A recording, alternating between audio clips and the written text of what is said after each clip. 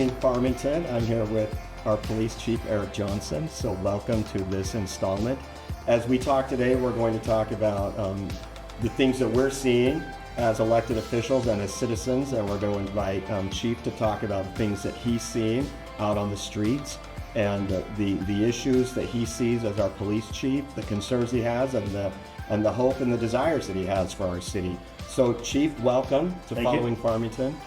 You're the chief of our police department. If I handed you a magic wand that you could make an immediate change to something that affects your department, that involves our city, what would you change?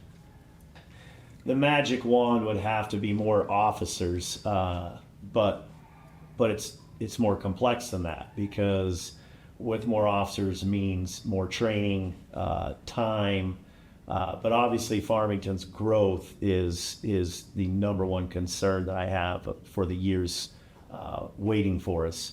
And are we prepared for that just with the number of officers? Just for instance, just now, before coming here, we were at Station Park on what would seem like a simple retail theft turns into a drug offense.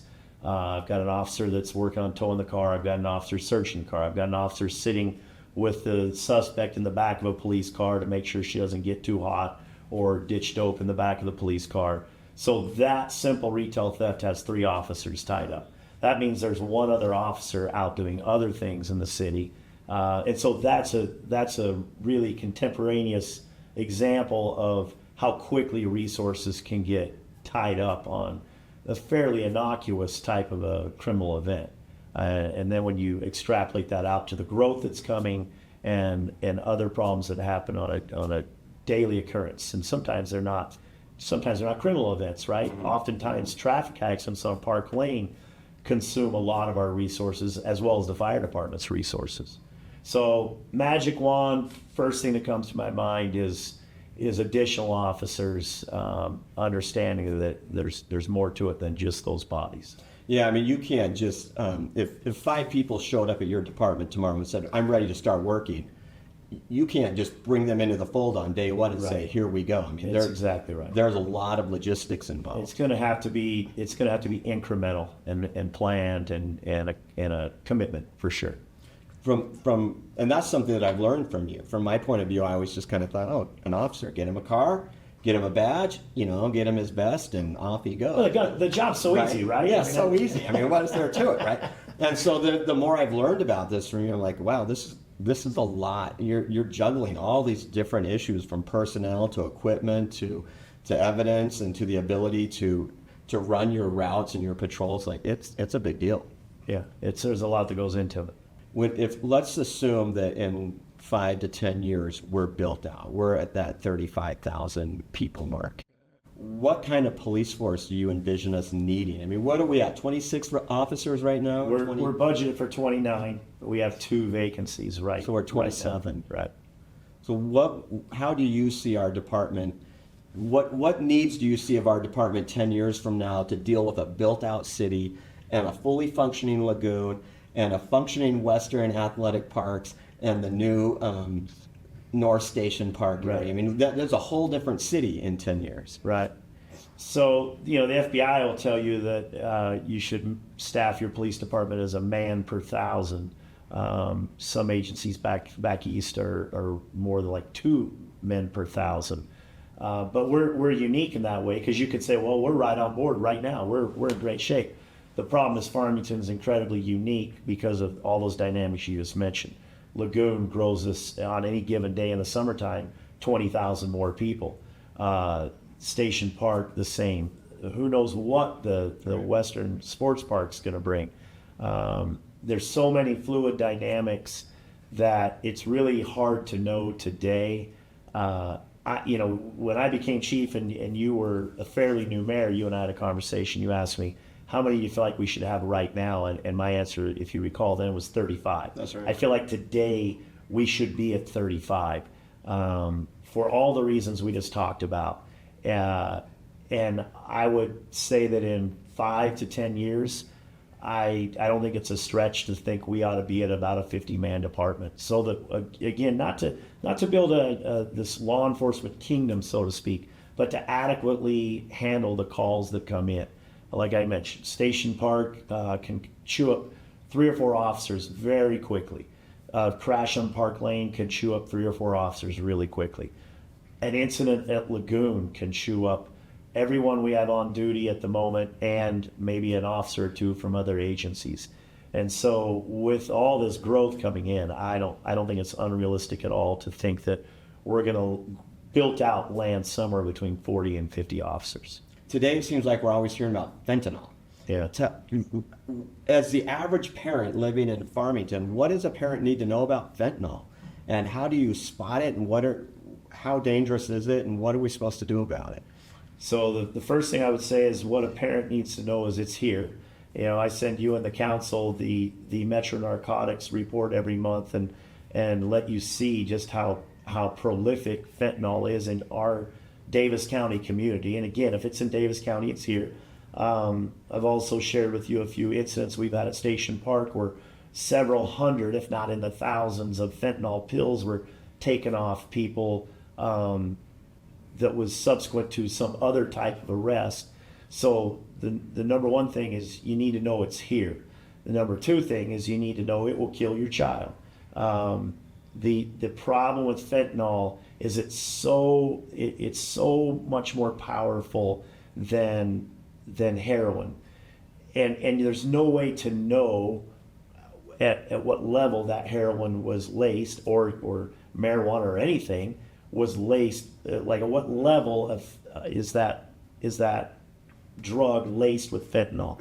There's no way to know that. You know, it doesn't come in a package to where you can look at it and go, oh, this is too strong for me, I'll go with this one.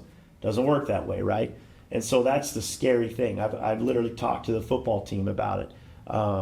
About, you know, you get a sports injury and you have a buddy that maybe for whatever reason has a prescription drug that, hey, that'll make that injury not feel quite like it does today. Yeah, and all of a sudden that buddy gives you, unbeknownst to him, a drug that's okay for him, and that it makes that son or daughter not wake up the following day from an accidental overdose, certainly not intentionally. But you know, that's the problem with that drug is it slows your body down to where you literally just quit breathing, and it's super concerning.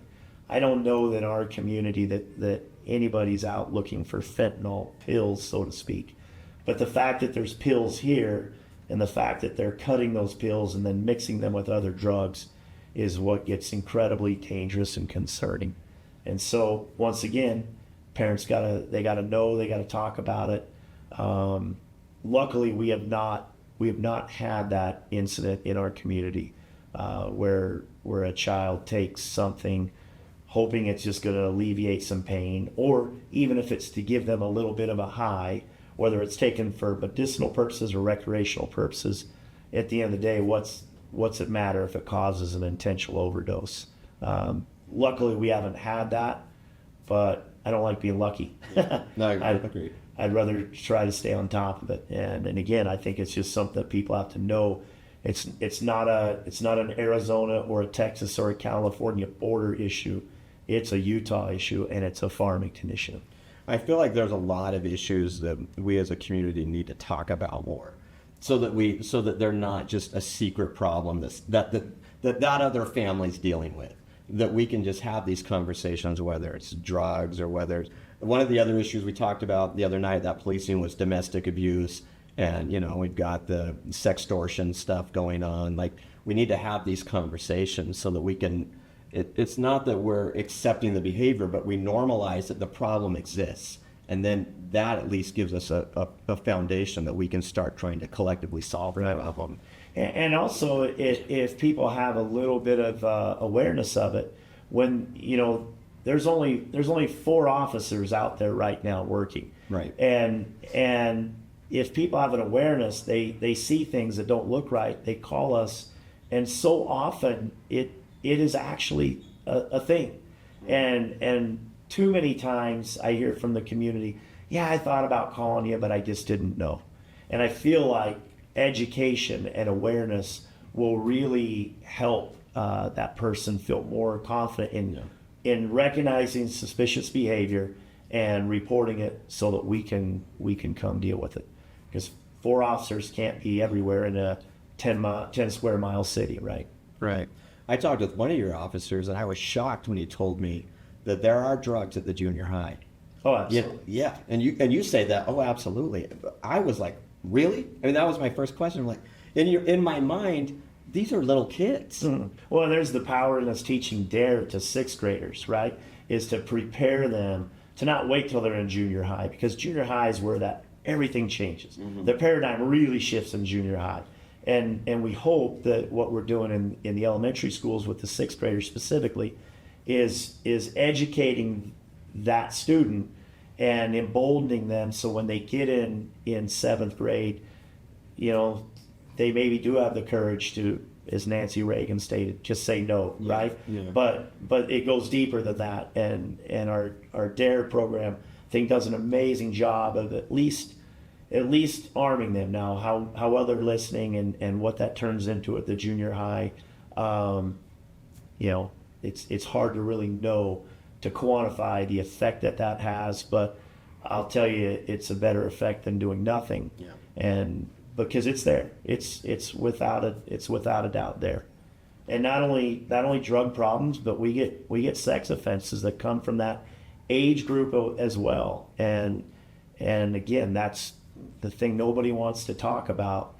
But if we did, I think we're more aware, and if we're aware, we can start proactively policing it, right? Yeah. From a community standpoint. And I think about it even just as from a parental standpoint, like a father. If I'm having conversations with my kids about drugs, and we're talking to them about what to do if they've been exposed to it, what to do if they've taken it, what to do, then if that event happens, it's so much easier for them to come back and say, hey, this happened, here's what I did. Absolutely. But if it's something that I only just say to them, don't you dare try and don't you dare take it, I think I'm creating an environment where they're not going to want to come talk to me. Right. And so I've just closed the door.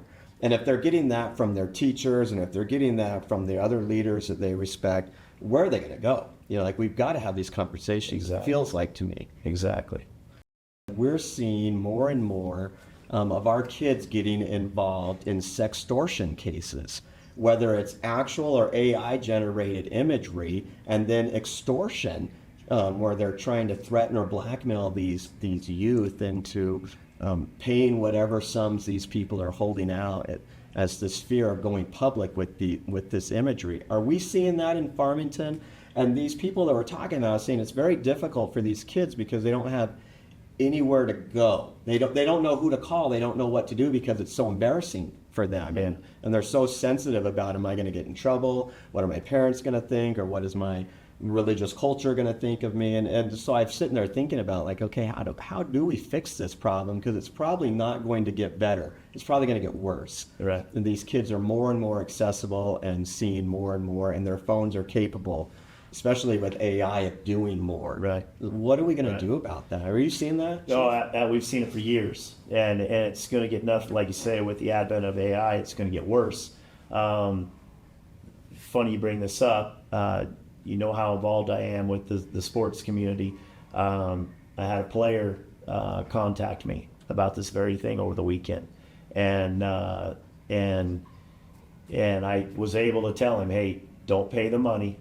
Just ignore them. They're not interested in exposing you. They're interested in getting money from you. Yeah. The minute they understand they're not going to get money, they're going to move on to the next victim. Not one case have I ever seen that someone actually did what they threatened to do, which is, hey, I'm going to send this picture to all your friends and contacts on social media. That's not what they're interested in. They're interested in getting that money, and as soon as you send them that first amount of money, they're going to come right back and 10x it and want more from you, because now they know you'll pay. It's a problem. It's been a problem, and you asked the question, how do we fix this? To me, it's like anything else. We got to talk about it. And the reality is we're never going to stop this by catching the bad guy in the situation. We're only going to stop it by arming our youth and the parents with knowledge and information. That's got to come from a discussion about it. Well, Chief, I really appreciate you taking time out of your day to talk. Absolutely. Always happy to do it. Great department, great officer. Thank you for all you do. Appreciate that.